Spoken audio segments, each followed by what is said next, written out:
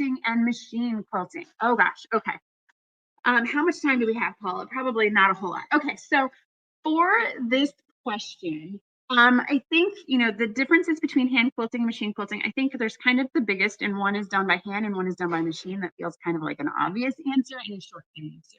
So I'm going to take this question to be the quilting process when you're actually doing quilting. You're taking a piece of fabric, a piece of batting, and a piece of fabric, and you're sewing all three layers together.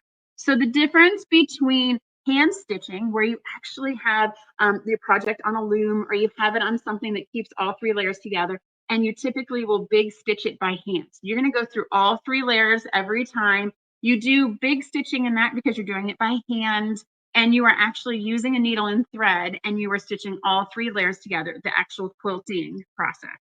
If you're doing machine quilting, you're using obviously a machine to do all of that. Instead of manually going up and down, you're using a machine. I think using the machine, if I'm using my domestic machine, dropping the feed dogs is a key step, making sure that it's free motion quilting, but it's actually just using the sewing machine to go through all three layers. The stitch length can be whatever you want it to be. When you're hand quilting, you want it to be wider. You don't want it to be too tight. And so I think, I guess I kind of need more context to help answer this question, but hand quilting is done by hand, machine quilting is done by machine.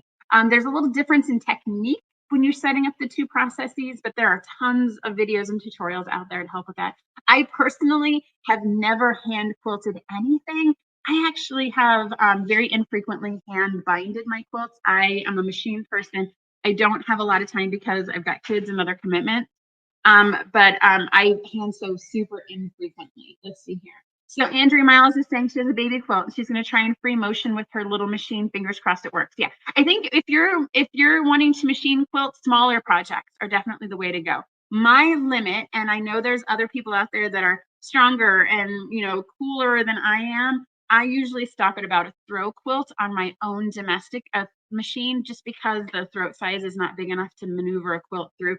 And it's a lot of arm workouts. You have to have like super big biceps to be able to quilt on a home machine on anything that big.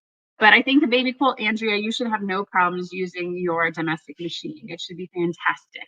And I would suggest, if it's a quilt that's going to be a gift, do a practice piece first. So that way you're not super stressed about the process and how you're creating it. Okay, and cut. Thank you so much for watching our video. We have so much fun making these, and we hope that you were both delighted and inspired by what you just watched. This video was sponsored by Cotton Cuts. Cotton Cuts is your one stop for all the best fabric and thread memberships.